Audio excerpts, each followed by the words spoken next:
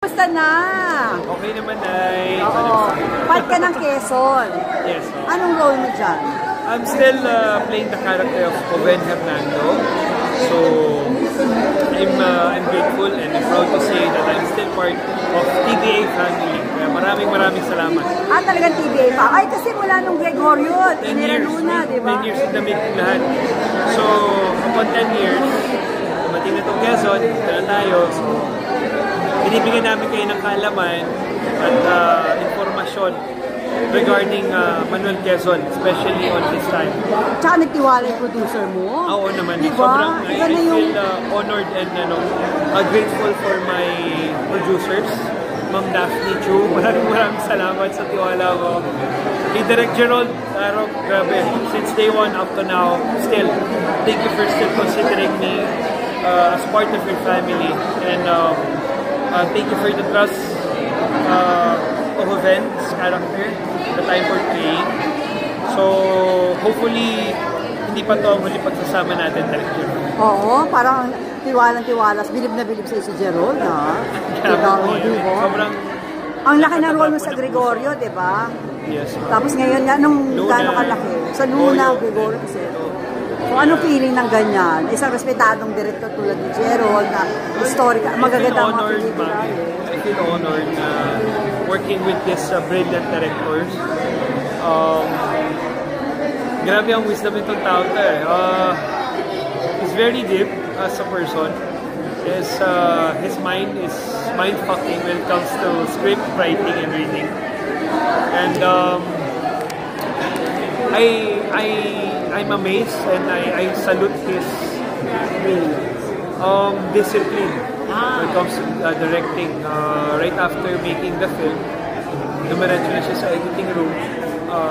Doon na yung buong buwan niya. Nandun na siya. Tago. Yan yung kwento niya. So, and knowing the person, yan si Direk Gerald Taro.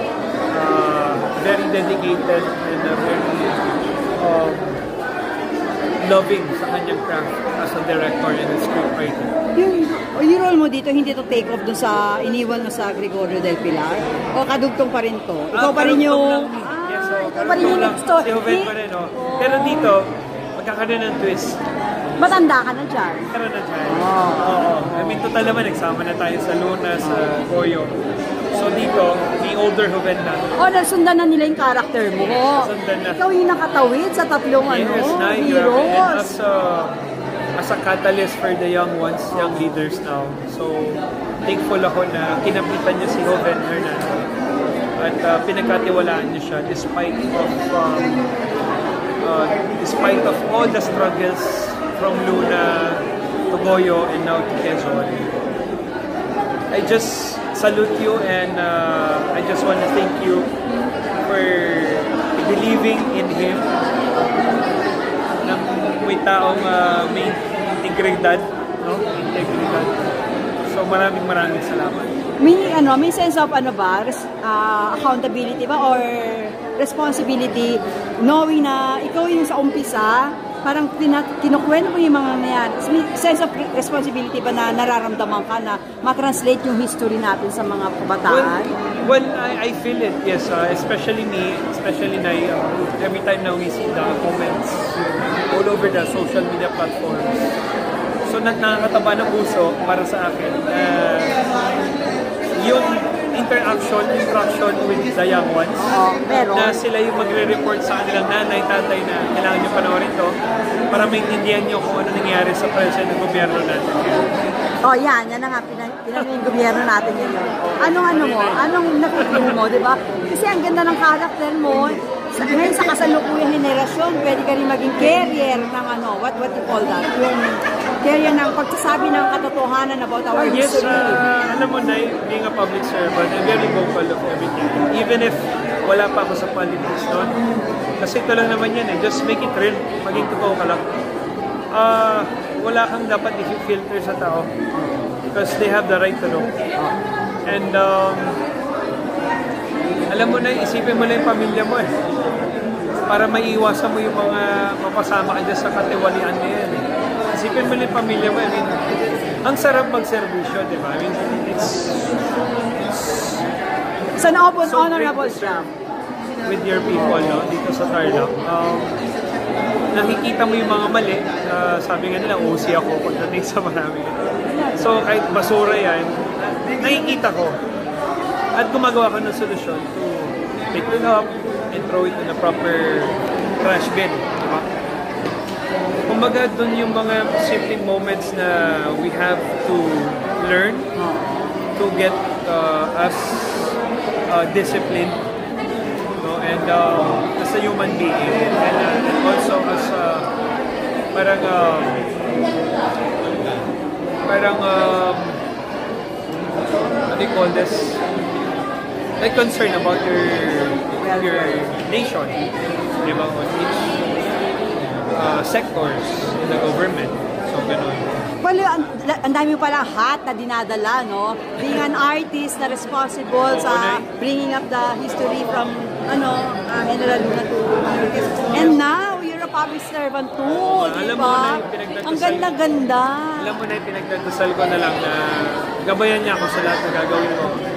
Hindi ko kailangan ng pera ng gobyerno. It's automatically para sa tao na yun. Doon pa lang dapat alam na nila. So, tayo, naging instrumento tayo to extend help for these people. Siyempre, sad ka. Isa ka sa mga sad sa nangyayari. Oo naman. Malungkot talaga ako. Nagagalit ako. Bilang mamamayan at at the same time, pati kayo mga public servant na nadudungisan. Tsaka, alam mo, Nay, out of all the down moments I had in my entire life, parang dumating ako sa point na parang wala na akong pakialam. Yes. Wala na akong pakialam. Kailan dumating yung down moments na yun? Matagal na yun. I mean, it's just hitting me back time to time kapag nag-trigger yung loneliness. Oo nga. Pero Kasi, nilalabanan mo. bakit ka nalulungkot? Well, siguro it's part of growing. Partner ba yan? No. Hindi dahil sa wala kang partner. No. I think it's more of parang giving my me time for myself. Busy? Parang minsan hindi ko na natitreat sarili ko. At least po blessing nga yun. Oo naman, kumbaga parang baka isang araw ka napahinga for the whole week. Okay na yun. Usually Sunday pahinga. Pero yun nga, family, hindi po ba nami-miss? Family, yes. Kasama ko sila. Hindi, sariling personal family mo. Wala pa na yun. Ayaw mo pa? Ayoko naman ma-compromise yung family ko sa ginagawa ko. Siguro, time will come na siguro. Pero ano ka nga ngayon sa Tarlac? Ano po, bukal? First time ba? Hindi, di ba? First time. Anong feeling mo nung nanalo ka? Una-una, hindi ko in-expect kasi hindi naman tayo nalito ng mga kapatid natin sa INC, hindi tayo nag-resort eh.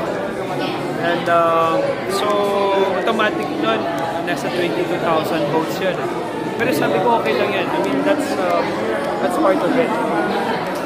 Dahil bago ka pa lang, so siguro kinikilala ka muna. Parang gano'n. So sabi ko, walang problema yan. Then naka-ready na akong matalo.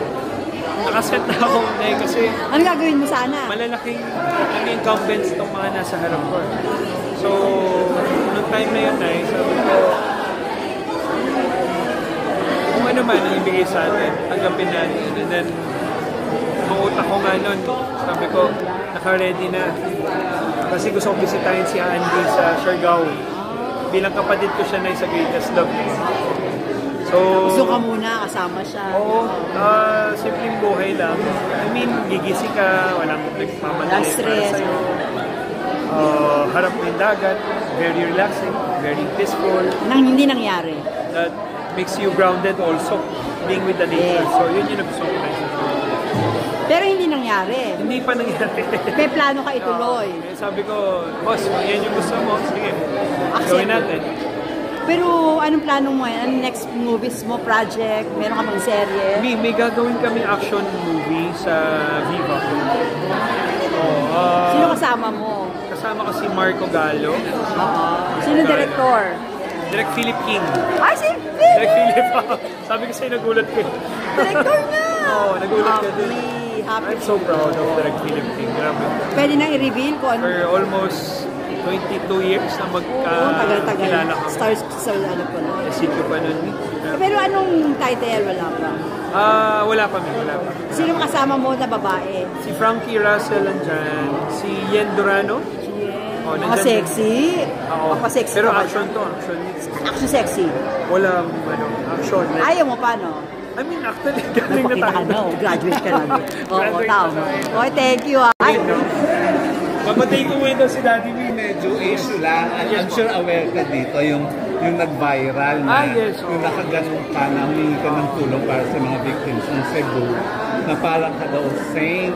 May mga natuwa, may mga nang bash. Yung comment mo doon. Well, alam mo, tinatawanan ko na nga lang yan eh. I mean, well, first of all, it was a failure from my social media team, no?